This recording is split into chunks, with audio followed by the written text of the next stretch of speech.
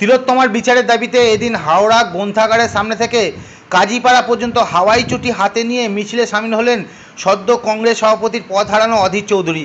মূলত হাওয়াই চটি বর্জনের ডাক দিয়ে তিলোত্তমার বিচারের দাবিতে এই প্রতিবাদ মিছিল জাতীয় কংগ্রেসের।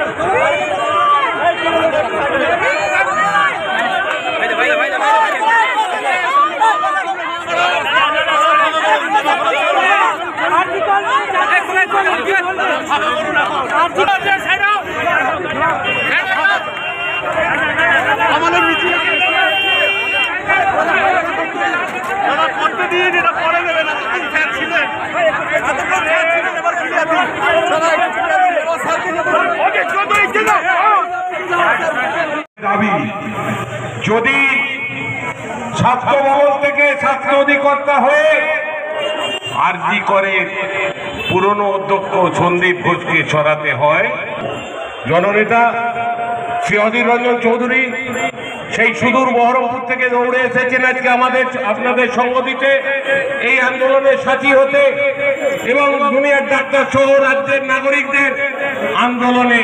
জেলা কংগ্রেসের সভাপতি ভাই পলাশ ভান্ডারী এবং হাওড়া জেলা কংগ্রেসের সর্বস্তরের নেতৃবর্গ, তার মধ্যে আছেন আমাদের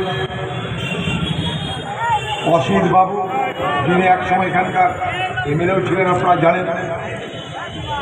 সকলের উদ্যোগে সকলের সহযোগিতায় সম্পন্ন করতে পেরেছি। আমরা এখানে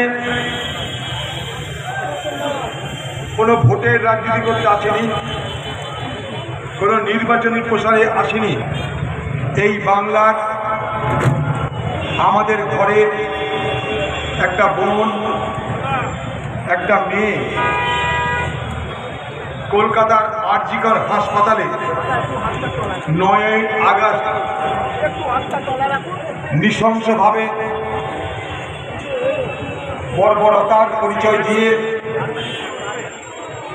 যাকে ধর্ষণ এবং খুন করা হয়েছিল, সেই চিকিৎসক এবং ছাত্রী তার সেই ধর্ষণ এবং খুনের প্রতিবাদে কিছুই বোঝানো নাই। জুতো নিয়ে প্রতিবাদ করার তো মানা নেই। যে সরকার ব্যর্থ থাকে জুতো দেখাতেই হয়, তাই তারা দেখিয়েছে আমার মনে হয়। এতদিন হয়ে গেল যে সরকারের উদাসীনতার নির্লিপ্ততা, এই তদন্ত ধামাচাপা দেওয়ার যে প্রচেষ্টা, সব কিছুর প্রতিবাদ এটা। কখনো ঝাঁটা নিয়ে হয়, কখনো জুতো নিয়ে হয়, এটা স্বতঃস্ফূর্ত বহিঃপ্রকাশ। গতকাল টালিগঞ্জে একজন হেয়ার ড্রেসার, তিনি এক ভয়ঙ্কর বাতাবরণ সারা বাংলা জুড়ে, ভয় ভীতি সংস্কৃতি এবং বাতাবরণ সারা বাংলাকে গ্রাস করেছে। আজকে টলিউড নাই, সংবাদ জগৎ, টলিউড, ছাত্র জগৎ, শিক্ষক জগৎ, কর্মচারী জগৎ, কোথাও বাদ নেই অত্যাচার, কোথাও বাদ নেই সন্ত্রাস, কোথাও বাদ নেই আজকের এই সরকারের ভয় ভীতির রাজনীতি। যেখানে বাংলার মুখ্যমন্ত্রী নিজে প্রতিহিংসামূলক রাজনীতিতে বিশ্বাস করেন, সেখানটায় এই বাংলার ভবিষ্যৎ কী হতে পারে সহজেই তা অনুমেয়। এই বাংলার মুখ্যমন্ত্রী নিজে প্রতিহিংসা রাজনীতিতে বিশ্বাস করেন।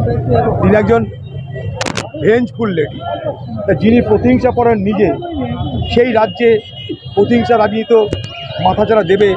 প্রতিহিংসা রাজনীতি সেই রাজ্যের বিভিন্ন অংশে আমরা দেখব, এটা খুব স্বাভাবিক।